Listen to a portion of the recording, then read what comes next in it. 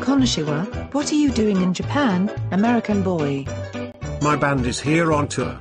We came all the way here from Surrey because we are internet sensations. Does that mean you're famous? Well, not yet.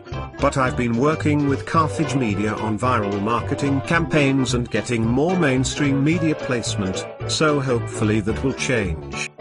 I have faith in you. I think you will be big time in Japan. Thanks a lot, Cherry Cake. What do you think are some of the best marketing strategies for Japan? Hello Kitty and rainbows. I mean for musicians. Squid tentacles. I think I'll just ask Carthage Media, thanks.